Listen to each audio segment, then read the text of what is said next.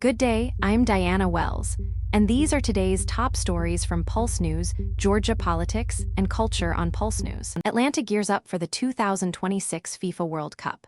The city will host several high-profile matches.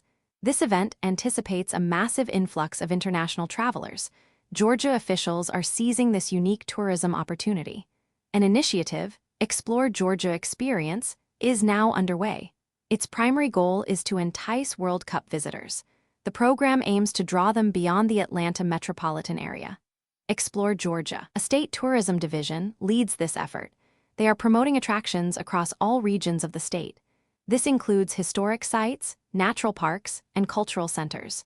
Historically, major event tourists often remain concentrated in host cities. This new strategy seeks to broaden their travel horizons. The context is Georgia's diverse landscape and rich heritage. It offers much more than just urban attractions. The background involves past events where regional benefits were limited. This plan aims for a wider distribution of economic impact. The immediate impact targets increased revenue for smaller communities. Local businesses outside Atlanta could see significant gains. Hotels, restaurants, and local shops stand to benefit greatly. The initiative also aims to boost statewide cultural exposure. Possible consequences include sustained tourism growth for these areas. It could foster new travel routes and visitor interest.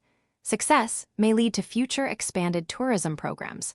Challenges involve effective marketing and logistical support. Ensuring accessibility for international visitors is crucial. The ultimate goal is to elevate Georgia's global appeal.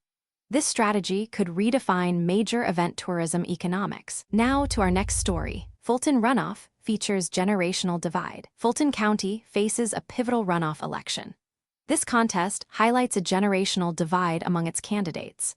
Voters return to the polls following a primary that failed to produce an outright winner. The race pits a younger, more progressive candidate against an older, more experienced contender. This dynamic reflects evolving demographics and priorities within Georgia's largest county.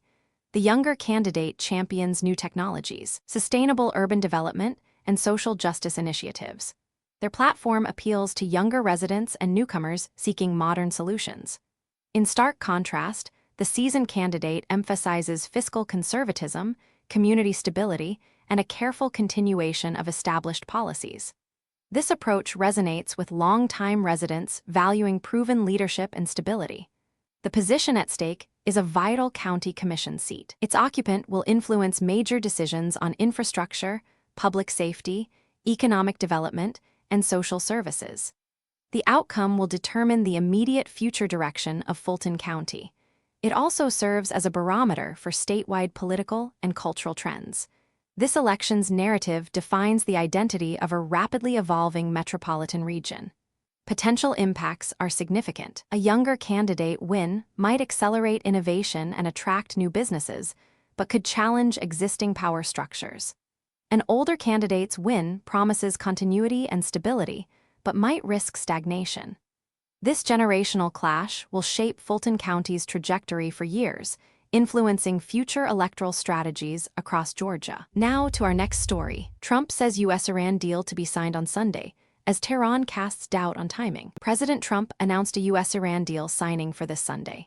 This major development follows intense diplomatic efforts. Tehran, however, immediately cast strong doubt on the timing. International mediators are actively pushing to finalize the agreement. Sources indicate Washington and Tehran are close to signing the first stage of a broader deal.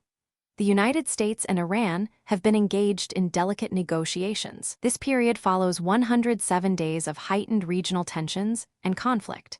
The proposed agreement aims to significantly de-escalate tensions across the Middle East. President Trump emphasized the deal's significance. He also issued a stark warning.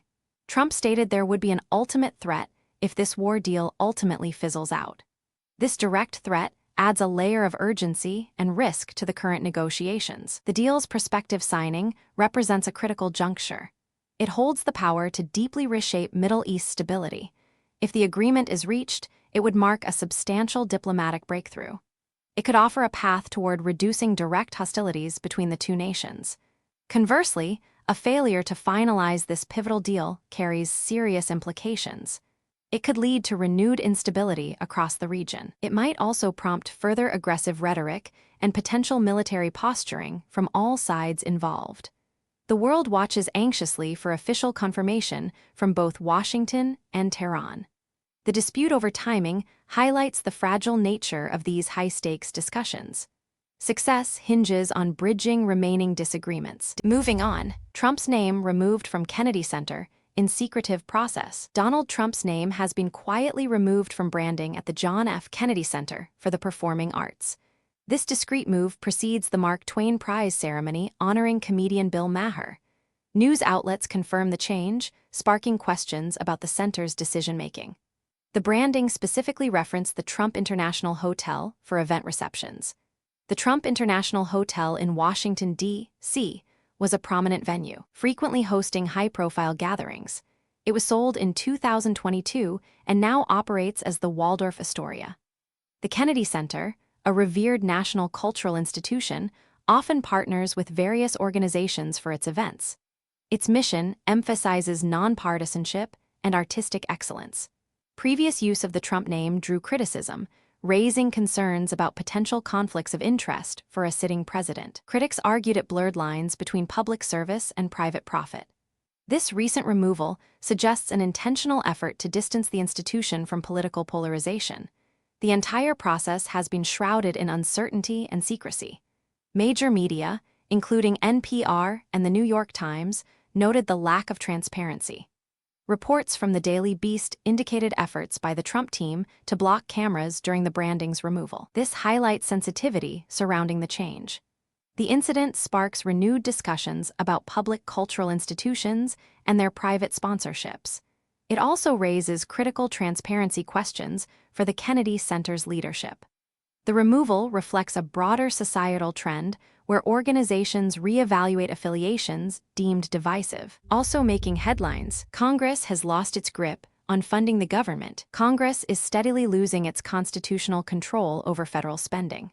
This critical power, outlined in Article I of the Constitution, ensures legislative oversight of the nation's finances. Recent trends show Congress increasingly relinquishing its role to the executive branch. This issue has become a consistent theme in Washington, often leading to last-minute deals and budgetary uncertainty. Lawmakers frequently rely on continuing resolutions to avoid government shutdowns. These temporary measures merely kick the can down the road. They prevent comprehensive, long-term budget planning. Larger, all-encompassing omnibus spending bills then frequently emerge. These massive packages are often drafted with limited public debate and minimal individual scrutiny. This process obscures specific appropriations. It significantly reduces transparency. It severely undermines Congress's ability to scrutinize federal expenditures effectively. The shift gained considerable attention during the Trump administration. Former President Trump's assertive stance often dictated spending priorities. This further diminished the legislature's traditional leverage. Many analysts now argue Congress has weakened its own institutional relevance through these repeated practices. This self-inflicted wound profoundly impacts the delicate balance of power intended by the founders. Political polarization exacerbates this legislative paralysis. The consequences are significant for American taxpayers and democratic governance. Reduced congressional oversight can lead to less accountable government spending. It fosters profound budgetary instability for vital federal agencies and essential programs.